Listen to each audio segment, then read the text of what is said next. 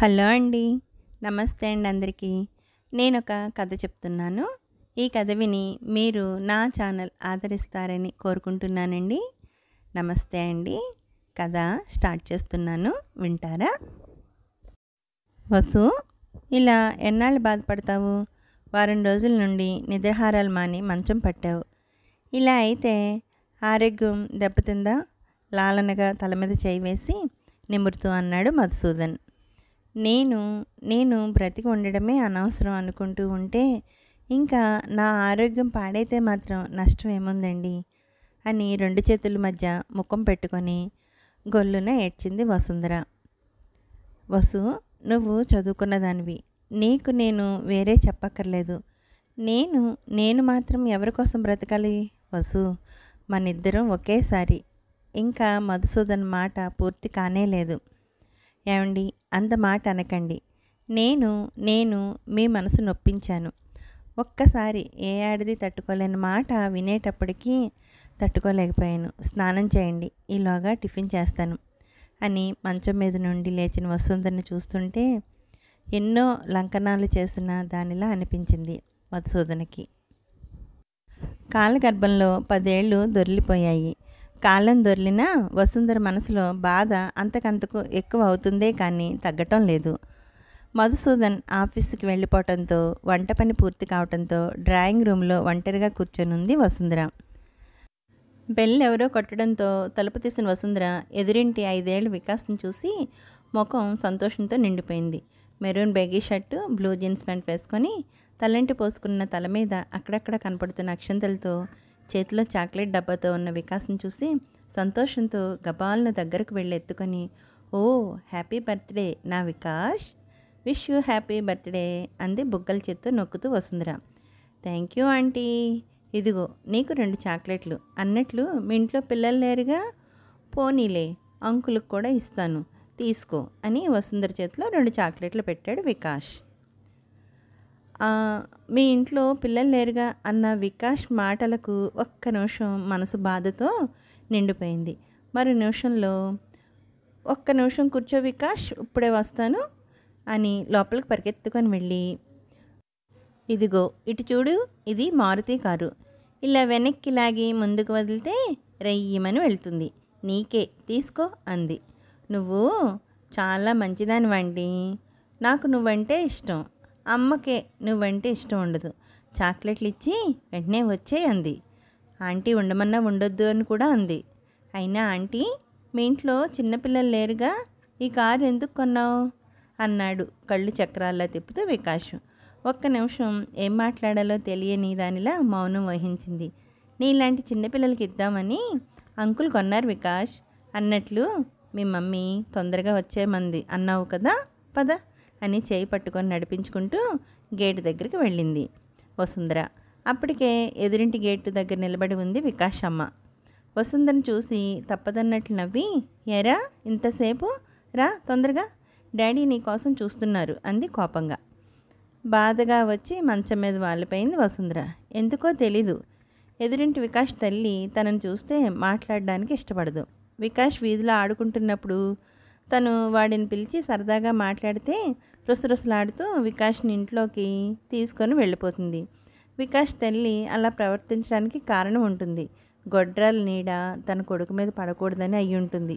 అవును, అందుకే వికాష్ తల్లి తనని చూస్తే కోపం తెచ్చుకుంటుంది. ఇది తన లోపమా? ఇరుగు పొరుగు సంఘం గొడ్రాలని ముద్ర వేసినప్పుడు మానసికంగా దెబ్బతింది.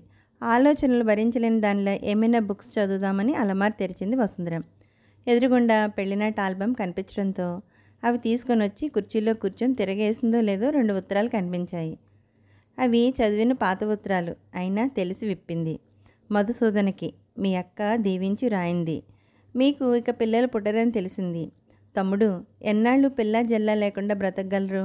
అందుకు కన్నప్రేమను చంపుకొని మా 2వ వాడిని నీకు దత్తత ఇవ్వాలని మీ బావగారు నేను నిర్ణయానికి వచ్చాం. కానీ ఒక షరతు, కన్న తల్లిదండ్రులుగా మా అబ్బాయి భవిష్యత్తు మేము ఆలోచించాలి కదా. మీకున్న ఆస్తిపాస్తులు ముందే మా అబ్బాయి పేరును రాయాలి.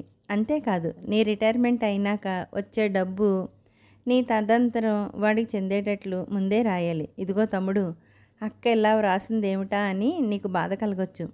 కన్న సంతతి మీద తల్లిదండ్రులకి ఎంత ప్రేమ అనురాగాలు ఉంటాయో ఏ బంధం లేని మీలాంటి పిల్లలు లేని తల్లిదండ్రులకు తెలియదు. మరి మమ్మల్ని ఎప్పుడు బయలుదేరి రమ్మంటావు? వెంటనే ఉత్తరం రాయి.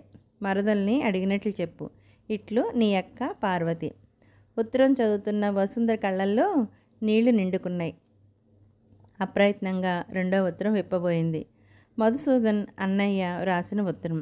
ఆ ఉత్తరం పార్వతీ ఉత్తరానికి కాఫీలాగే ఇంచుమించు రాశాడు. పిల్లలు పుట్టినంత మాత్రాన మమతానురాగాలు అనుబంధాలు మాలాంటి తల్లిదండ్రులకు తెలియదా? అయినా పిల్లలను పెంచుకోవాలంటే ఇన్ని షరతులా? ఆలోచనలో ఉండగానే వీధిలో కాలింగ్ బెల్ మ్రోగింది. తలుపు తీసిన వసుంధర మధుసూదన్ ముఖం సంతోషంతో నిండి ఉండడంతో, ఏంటండి విశేషం? అయినా టైం కాకుండానే ఆఫీస్ నుండి వచ్చేశారు అంది. ఇన్నాళ్ళు ఒక్కదానివి ఇంట్లో బోర్ కొడుతూ కాలక్షేపం చేస్తున్నావు కదోయ్, ఇక నీకు కావలసినంత కాలక్షేపం. మా అన్నయ్య ఆఖరి కూతురు వినీల మన ఇంట్లో ఉండడానికి వస్తుంది అన్నాడు. వినీల వస్తుందా? అదంటే నాకు ప్రాణం. పువ్వుల్లో పెట్టి పెంచుతాను అని బావగారిని అడిగితే ఆయన పెట్టిన షరతులకు మీరు ఒప్పుకోలేదు. సెలవులకైనా మన ఇంటికి పంపమంటే పంపమని వాళ్ళు మన ఇంట్లో ఉండడానికి వస్తుందా? నిజం చెప్పండి అంది ఆతృతగా వసుంధర. అవును వసు, మా అన్నయ్యకి నార్త్ సైడు ట్రాన్స్ఫర్ అయింది. వినీల మన ఇంట్లో ఉండి చదువుతాను అందంట. అంతేకాదు, వినీల ఇక మీ అమ్మాయి అనుకోండి. మేము చూడడానికి వచ్చినప్పుడు ఒక్కసారి చూపిస్తే చాలు. నేను పొరపాటుగా ప్రవర్తించాను అన్నాడు మా అన్నయ్య. అర్జెంటుగా ఆర్డర్స్ వచ్చాయంట అక్కడ అన్నయ్యని జాయిన్ అవ్వమని. వినీల సాయంకాలం 5 గంటలకు మన ఇంట్లో ఉంటుంది. నేను స్టేషన్కి వెళ్ళి తీసుకురావాలి. అందుకే ఒక పూట సెలవు పెట్టి వచ్చాను అన్నాడు మధుసూదన్. నాకు నిజంగా చెప్పలేని సంతోషంగా ఉందండి. చిన్నప్పటి నుండి వినీలకి నా దగ్గర చేరిక ఎక్కువ. నాకు అదంటే ప్రాణం. పోనీలేండి, భగవంతుడికి మన మీద జాలి వేసి ఉంటుంది. ఆనందంతో కళ్ళల్లో నీళ్లు నిండుకున్నాయి వసుంధరకి. సీతమ్మ, మా అమ్మాయి సాయంకాలం ట్రైన్కి వస్తుంది. రేపటి నుండి నాకు బోలెడు పని ఉంటుంది. రోజులా కాకుండా పెందలాడే గిన్నెలు కడగడానికి రావాలి, తెలిసిందా అంది వసుంధర. అమ్మా, తమరు ఏమీ అనుకోనంటే చిన్న మాట. మొగుడు లేని దాన్ని, 4 పిల్లలు, రెక్కాడితే కానీ డొక్కాడదు. ఎన్నో ఏళ్ల బట్టి మీ ఇంట్లో పనిచేస్తున్నాను. మా పెద్ద పిల్ల లక్ష్మి ఖాళీగా ఉంటుంది. అది పని చేసే అమ్మగారు ట్రాన్స్ఫర్ అయ్యి వెళ్ళిపోయారు. మీరు ఇంత ముద్ద పడేస్తే మీ చేతి కింద పని చేసుకుంటూ ఉంటుంది. నేను మీరు అనుకున్నట్టుగా తొందరగా వచ్చి పని చేయలేనమ్మా. నేను ఇంకా 5 ఇళ్ళు చేయాలి కదా అంటూ బ్రతిమాలుకుంటూ అడిగింది సీతమ్మ. నాకు మరీ మంచిది సీతమ్మ. నువ్వు చెప్పినట్లుగానే మా ఇంట్లోనే ఉంచుతాను. అన్నట్లు జీతం ఎంత ఇమ్మంటావు అంది వసుంధర. అమ్మా, తమరు ఏమీ అనుకోనంటే చిన్న మాట. దానికి చదువుకోవాలని ఆశమ్మ. రిబ్బన్లు కొనుక్కోమని డబ్బులు ఇస్తే 5వ తరగతి పుస్తకం కొనుక్కుంది. లక్ష్మి వాళ్ళ నాన్న చనిపోయాక చదువు ఆగిపోయిందమ్మా. తమరు ఖాళీగా ఉన్నప్పుడు 4 ముక్కలు చెబితే చాలు.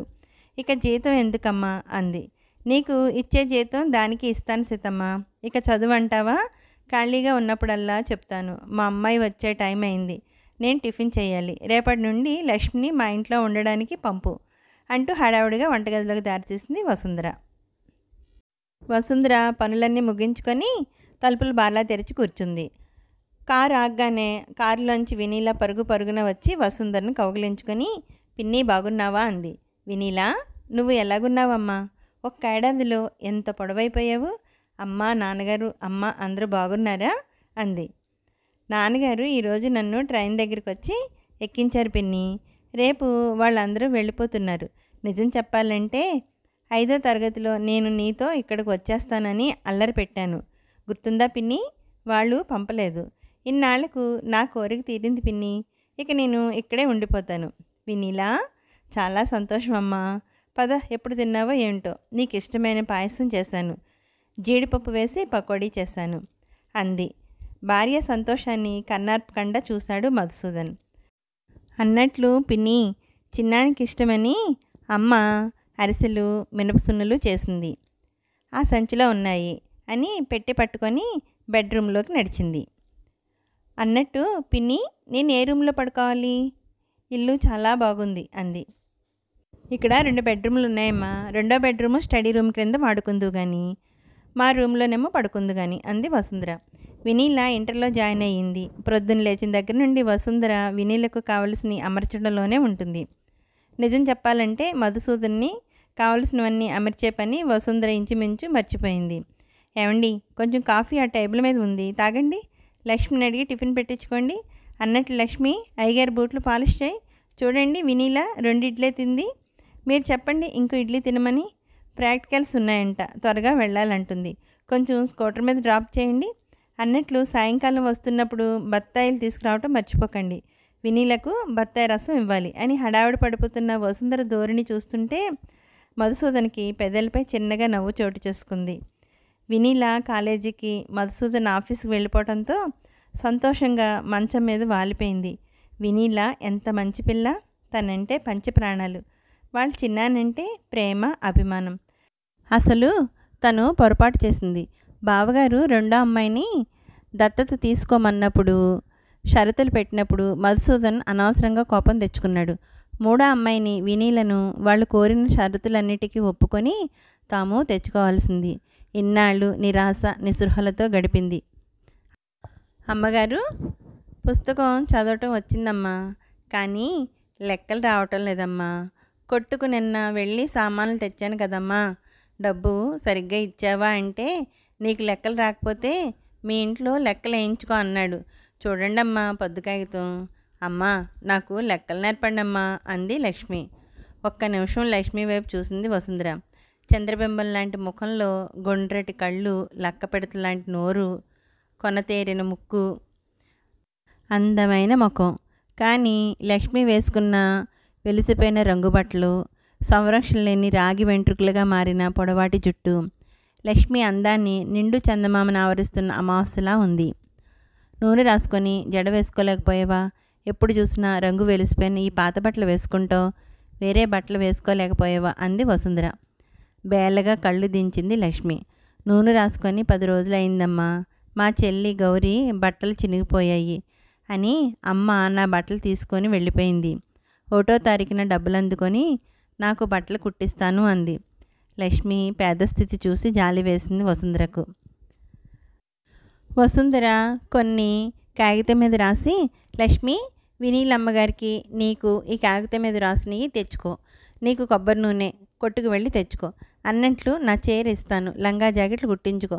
ముందు ఈ పనులు చే, రేపటి నుండి లెక్కలు చెప్తాలే అంది. అలాగేనమ్మా అంది లక్ష్మి. మంచం మీద మూలుగుతున్న భార్య ఒంటి మీద చేయి వేసి చూసి, మై గాడ్, జ్వరం చాలా ఎక్కువగా ఉంది వసు, నాతో చెప్పలేదేం? లక్ష్మి, మంచినీళ్ళు తీసుకురా, అమ్మగారికి జ్వరానికి మాత్రం వేస్తాను అన్నాడు మధుసూదన్. గ్లాస్తో నీళ్ళు తెచ్చి మధుసూదన్కి ఇచ్చి, అయ్యగారు, అమ్మగారికి మీకు కాఫీ తీసుకురానా అండి అంది లక్ష్మి. నీకు కాఫీ పెట్టడం వచ్చా లక్ష్మి అన్నాడు మధుసూదన్ ఆశ్చర్యంగా. రోజు అమ్మగారు కాఫీ కలపడం చూస్తున్నాను అయ్యగారు. నాకు కాఫీ చేయటం తెలుసు. వినీలమ్మగారికి కాలేజీ టైం అవుతుందని ఇడ్లీలు చేశాను. పాలు కాచి వినీలమ్మగారికి పాలు ఇచ్చాను. మీకు అమ్మగారికి కాఫీ ఇస్తాను అని వంటగదిలోకి పరిగెత్తింది. చురుకైన పిల్ల అనుకున్నాడు మధుసూదన్. స్నానం చేసి వచ్చిన వినీల కంగారుగా మంచం దగ్గరికి వచ్చి, ఏమిటి చిన్ననా? చిన్నగా కళ్ళు విప్పిన వసుంధర, లేదమ్మా, ఈరోజు చూసి రేపు వెళ్తాను, నీకు టిఫిన్ పెడతాను అని మంచం మీద నుండి వసుంధర లేవబోయింది. 2 కాఫీ కప్పులతో మంచం దగ్గరికి వచ్చి, అమ్మగారు మీరు లేవకండి, వినీలమ్మగారికి టిఫిను టేబుల్ మీద పెట్టాను, కాలేజీకి వెళ్ళేటప్పుడు తాగడానికి బత్తాయి రసము తీశాను అంది. వసు, ముందు కాఫీ తాగు అన్నాడు మధుసూదన్. ఎలా కలిపిందో కాఫీ అని వసుంధర అనేంతలోకే, అచ్చం మీరు ఎలా కలుపుతారో అలాగే కలిపాను అమ్మగారు కాఫీ అంది. కాఫీ తాగుతూ, చాలా బాగా చేసిందండి కాఫీ అంది మెచ్చుకోలుగా వసుంధర. ప్రతి పని చేతిలో అందుకుంటూ చకచకా పనిచేసే లక్ష్మిని చూస్తుంటే మెచ్చుకోకుండా ఉండలేకపోతుంది వసుంధర. కాలం దొర్లుతుంది. వసుంధర విషయంలో సంతోషంగా హ్యాపీగా గడిచిపోతున్నాయి రోజులు. వినీల డిగ్రీ ఫైనల్ ఇయర్లోకి వచ్చింది.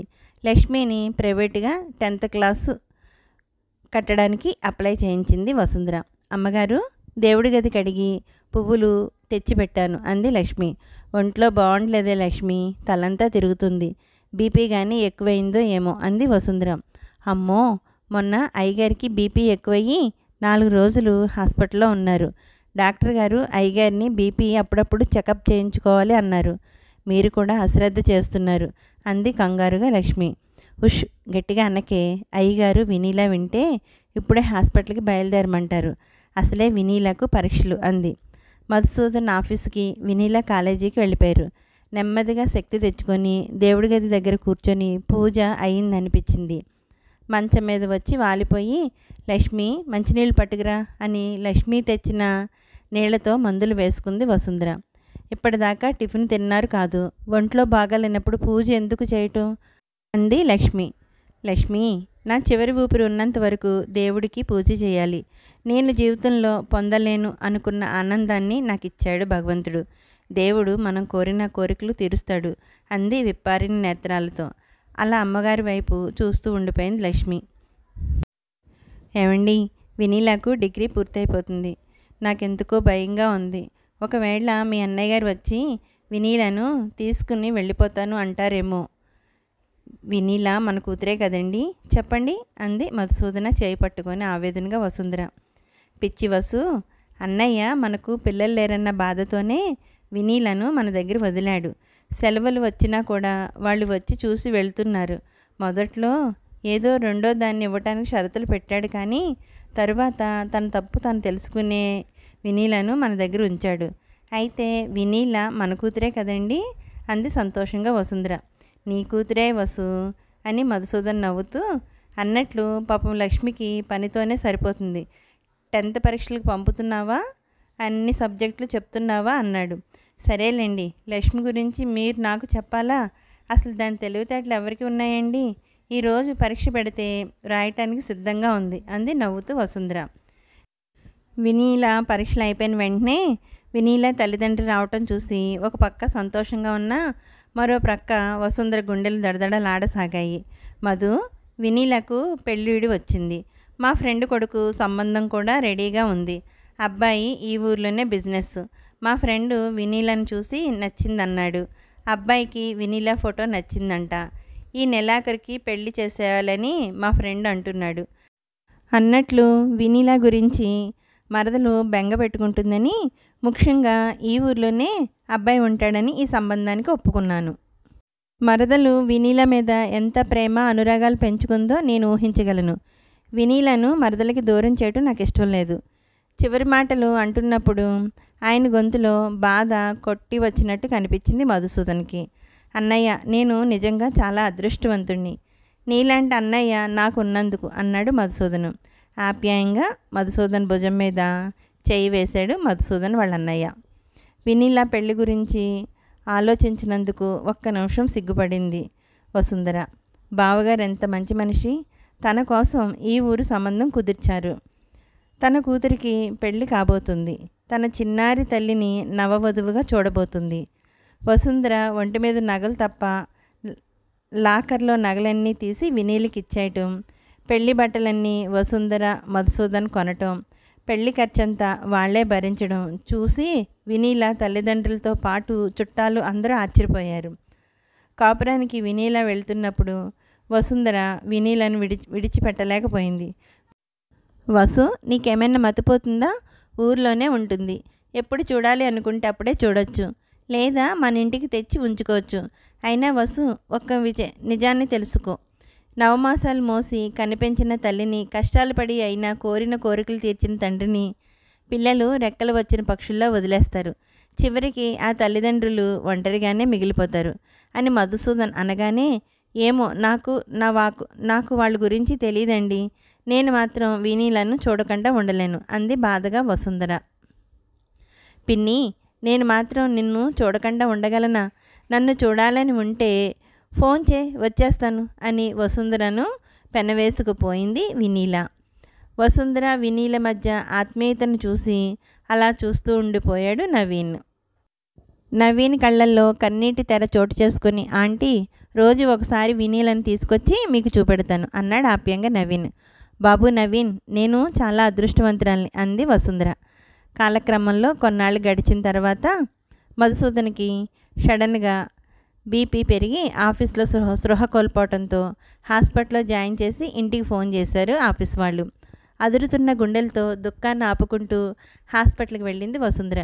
బీపీ బాగా ఎక్కువై స్పృహ కోల్పోవడంతో సైడ్ ఎఫెక్ట్స్ రాకుండా బీపీ తగ్గే వరకు హాస్పిటల్లో ఉండాలని డాక్టర్ గారు చెప్పడంతో భయంతో వినీలకు ఫోన్ చేసి పరిస్థితి అంతా చెప్పింది వసుంధర. సాయంకాలం అవుతున్న వినీల రాకపోవడంతో వచ్చేస్తున్నాను పిన్ని అని ఫోన్లో చెప్పిన వినీల ఇంకా రాలేదేమిటి అని గుమ్మం వైపు చూడసాగింది వసుంధర. క్యారేజీ పట్టుకొని తలస్నానం చేసిన జారు జడకి రబ్బర్ బ్యాండ్ వేసి వినీల పాత పంజాబ్ డ్రెస్ వేసుకొని నుదుట ఎర్రని బొట్టుతో లక్ష్మి వసుంధర దగ్గరికి వచ్చి, అమ్మ అయ్యగారికి ఎలా ఉందమ్మా అని అడుగుతున్న లక్ష్మి కళ్ళల్లో నీరు నిండుకుంది. అయ్యగారికి అలాగే ఉంది. నేను భోజనం చేయలేను. ఎందుకే క్యారియర్ తెచ్చావు? నా ఒక్కదాని కోసం వంట చేసావా అంది వసుంధర. వంట ఎప్పుడో చేశానమ్మా. ఈవేళ శుక్రవారం కదమ్మా. మీరు ఇక్కడ ఉన్నారు. దేవుడి గది కడిగి దేవుడి సామానాలన్నీ తోమి తలకి నీళ్లు పోసుకొని పూజ చేసి వచ్చేటప్పటికి ఆలస్యమైంది అమ్మగారు. వసుంధర ఒక్క నిమిషం లక్ష్మి వైపు చూసి, పూజ నువ్వు చేసావా అంది. భయంగా ఒక్క నిమిషం వసుంధర వైపు చూసి, క్షమించండి అమ్మగారు. శుక్రవారం రోజున మీకు ఒంట్లో ఎంత బాగుండకపోయినా పూజ చేస్తారు. మనం కోరిన కోరికలు దేవుడు తీరుస్తాడని మీరు ఆ రోజు చెప్పారు కదమ్మా. అందుకని అయ్యగారి ఆరోగ్యం బాగుపడాలని, జబ్బు తగ్గిపోవాలని లక్ష్మి చేసిన పనికి ఎంతో సంతోషపడి వసుంధర లక్ష్మి అని నీళ్లు నిండుతున్న కళ్ళతో లక్ష్మి చేయిని తన చేతిలోకి తీసుకుంది వసుంధర. ఉదయం నుంచి రాని వినీల అదరాబదరా వస్తూ, పిన్ని చిన్నానికి ఎలాగుంది అంది కళ్ళల్లో నీళ్లతో వసుంధర చేయి పట్టుకొని వినీల. ఆఫీస్ నుండి రాగానే వినీల చెప్పింది, చాలా కంగారు పడిపోయాను. ఎలాగుందండి మావయ్య గారికి అన్నాడు నవీన్. బాగానే ఉంది బాబు. ఇంతకు మునుపు కొద్దిగా కళ్ళు తెరిచి చూశారు. డాక్టర్ గారు ప్రమాదం లేదని అన్నారు. పొద్దున్న 10 గంటల నుండి మీకోసం చూస్తున్నాను. ఎంత కంగారు పడకూడదు అనుకున్నా నా మనసు. అప్పటికే వసుంధర కళ్ళల్లో నీళ్లు నిండుకొని మాట పూర్తి చేయలేకపోయింది. ఏంటి 10 గంటలకు మావయ్య గారిని హాస్పిటల్లో జాయిన్ చేస్తారా అని నవీన్ ఆశ్చర్యంగా అంటుండగానే, చెప్పాను కదండి నేను బయటికి రాబోతున్నాను, మీ అంకులు ఆంటీ వచ్చారు అంది వినీల. వస్తే వచ్చారు. ఇలా మీ చిన్నాన్నగారికి ఇలా ఉన్నప్పుడు వాళ్ళు వస్తే మర్యాదలు చేయాలా అని నవీన్ అంటుండగానే, అబ్బబ్బా ఉండండి అని, చిన్నాన్న నేను వినీలని వచ్చాను, ఒక్కసారి చూడు చిన్నాన్న అంది. వసుంధర కళ్ళల్లో నీళ్లు నిండుకున్నాయి. చూడు వినీల, మీ పిన్ని గారు బాగా బెంగ పెట్టుకున్నారు. నువ్వు తోడుగా ఉంటే మీ పిన్ని గారికి ధైర్యంగా ఉంటుంది. నీ బట్టలు ఏవి తేవాలో చెప్తే తీసుకువస్తాను. అది కాదండి, మీ ఆంటీ అంకులు ఇంట్లో. వినీల మాట పూర్తి కాలేదు. ఉంటే ఉన్నారులే, వాళ్ళకు తోయిక నెలకు 2 సార్లు మన ఇంటికి వస్తూ ఉంటారు. వాళ్ళు వండుకుని తింటారు కానీ. నవీను అనగానే, వద్దులే నవీన్, హాస్పిటల్లో ఏముండగలదు వినీల, ఇంటికి వెళ్ళిపో అమ్మా అంది వసుంధర. రేపు వస్తాలే పిన్ని అంది వినీల. పొద్దున్నే హాస్పిటల్కి పాలు కాఫీ ఏం పంపాలో అడుగు. పొద్దున్నే నువ్వు రెడీ చేస్తే నిన్ను హాస్పిటల్లో ఇచ్చేస్తాను అన్నాడు నవీన్. అయ్యో, నాకన్నా లక్ష్మి కాఫీ బాగా కలుపుతుందండి. మా లక్ష్మి చేసిన కాఫీ ఇంట్లో అందరికీ ఇష్టం. ఏం పెన్ని, నేను కాఫీ పంపనా అంది. వద్దులే అమ్మా వినీల, లక్ష్మికి అన్ని పనులు వచ్చు. భోజనం నాకు తీసుకురావద్దన్నా చెప్పినా క్యారేజీ తీసుకొని వచ్చింది.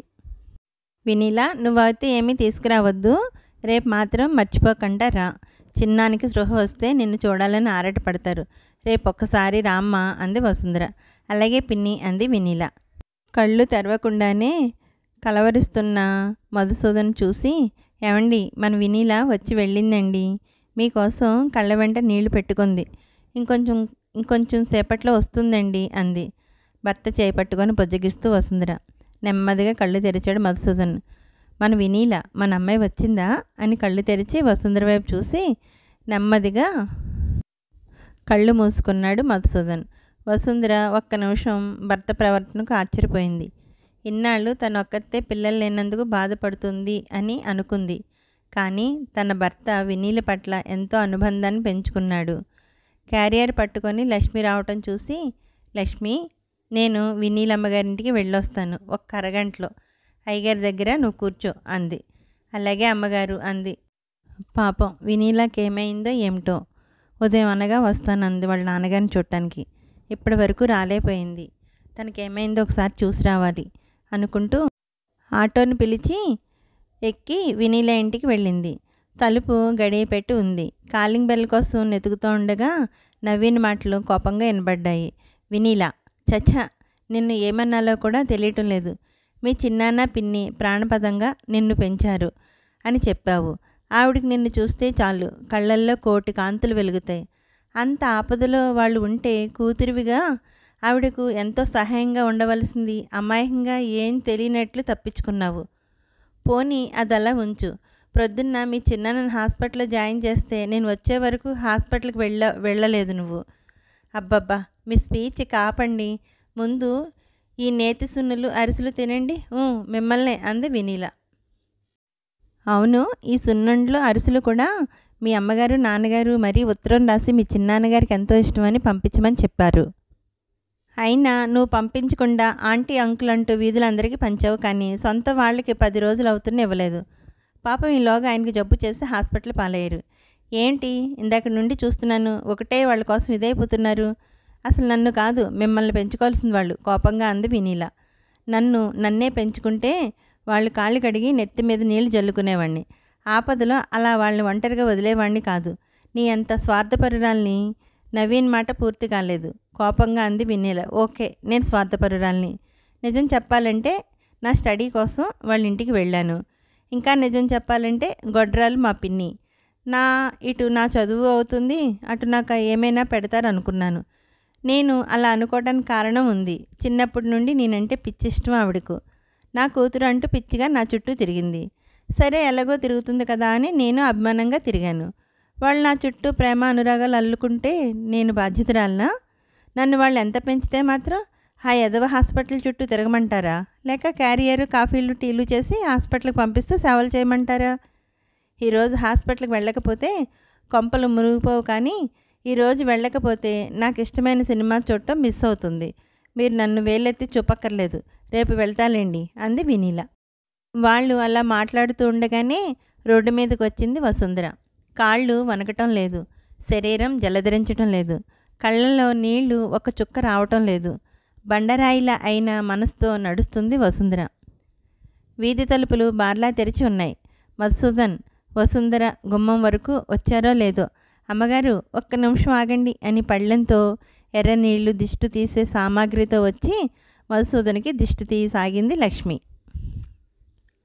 తల్లంటూ పోసుకుందేమో పొడవైన కురులు నుదురు మీద ఎగురుతున్నాయి.